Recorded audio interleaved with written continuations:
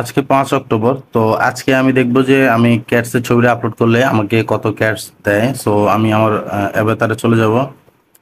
অ্যাভাতারে যাওয়ার পরে যে এখান থেকে আমি বরাবরই আপগ্রেড ক্যাট এখানে একটা ক্লিক করব। ক্লিক করার পরে আমি এখান থেকে ট্যাপ টু আপলোড এ ক্যাট এটাতে ক্লিক করব। সো এখানে আপনারা দেখেন যে আমার এখানে যে ক্যাটের ছবিটা রয়েছে এর আগেও কিন্তু আমি এটা আপলোড করেছি, ঠিক আছে। সো আমি পুনরায় এই ছবিটা আবার আপলোড করতেছি। সো এখানে কিন্তু কোনো বাধ্যবাধকতা নেই যে আপনাকে প্রতিদিন নিউ ক্যাটের ছবি আপলোড করতে হবে। আপনি চাইলে পুরাতন ক্যাটসের ছবি আপলোড করতে পারেন, ঠিক আছে। সো অনেকে বলবে আপনাকে যে নতুন নতুন ক্যাটসের ছবি আপলোড করতে হবে প্রতিদিন, না এরকম কিছু না।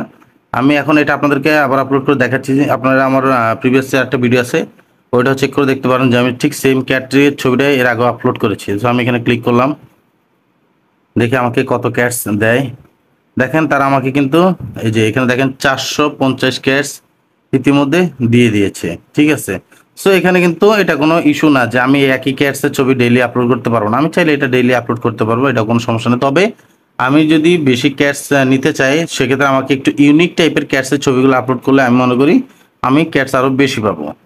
সো আশা করি বুঝতে পেরেছেন যে কিভাবে আপনি ক্যাটসের ছবি আপলোড করবেন। আর আরো নতুন নতুন ভিডিও পেতে অবশ্যই আমার চ্যানেলটিকে আপনারা সাবস্ক্রাইব করুন, কারণ আপনারা আমার ভিডিও দেখেন কিন্তু দেখা যাচ্ছে যে এর মধ্যে 90% মানুষই সাবস্ক্রাইব করেন না।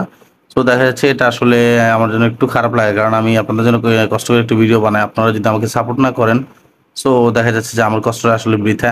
সো আশা করি আপনারা আমাকে সাপোর্ট করবেন এবং আমার চ্যানেলটিকে সাবস্ক্রাইব করবেন। সো ধন্যবাদ সবাইকে, ভালো থাকবেন।